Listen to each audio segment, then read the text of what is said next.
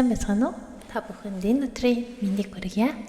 365 өдөр гайхамшигтай хамт подкастын маань 8 дахь дугаар эхлэхэд бэлэн болоод байна. Бид бүхэн аль хэдийн 2 дахь 7 хоногт оржээ. Та бүхний итгэл над Панда байна. Somewhere something incredible is waiting to be known. Carl Sagan. За тэгэхээр өнөөдрийн персептийн талаар ярихаас өмнө хэдүүлээ Карл Саган гэж хэн байсан бэ гэдгийн талаар жоохон ярьцгаая. За Карл Саган бол орчлон ертөнцийг хүн төрлөخت нь ойлгосон хүн гэж явд юм байна. Их сонирхолтой.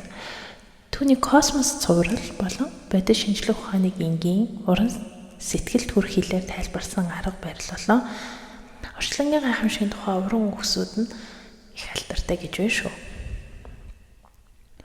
Ер нь бол өөрөө жинхэнэ ухаантай мөрөөдөгч байсан гэж яригддаг байх нэ. Саганы зорилго бол ганцхан мэдлэг биш, хүмүүст гайхах чадварыг сэргээх байсан гэж ярьж байна. Яхаар гүн шүү дээ.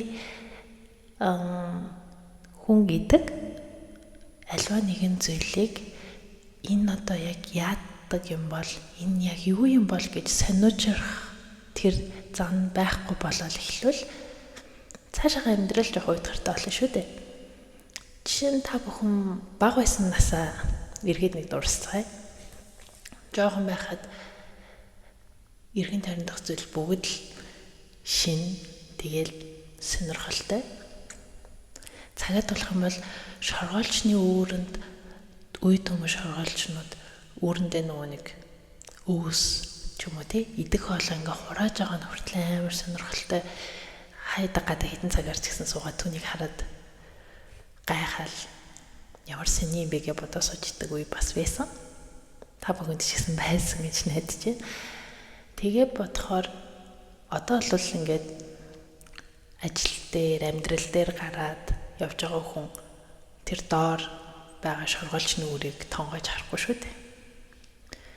Тэгээ яасан амьдрал маань ажлаас гэрээс ажил амралтын өдрүүд болохоор үр хүүхэд ихнэр нөхөр ар гэрээ жоохон нэг цэгцлэг тийм завгүй амьдралтай болсон байна. Тэгэж бодохоороос хороо дэлхийг нэг тийм сониучнуудээр харна гэдэг өөрөө биднийг наазах нь бидний тархийг байнга ингэж юу гэдэм бэ байнга ингэж сэдэж өгнө.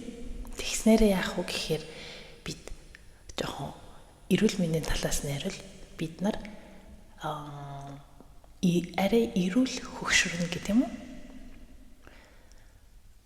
Одоо нөгөө нэг юм мартах зөнөгрөх өвчин эднэр та бүхэнд за нэг юу гэдэг нэг 60 70 байхад ирэх байсан бол арай илүү нэг тийм юм сониучрахж үзээд энэ одоо яад юм бол гэдэг юмны юг гаргалгааг олох гэж ингээ хичээж байгаа хүмүүст тэр нарай удаан 80 90 хүрэхэд ирдэг ч юм уу те.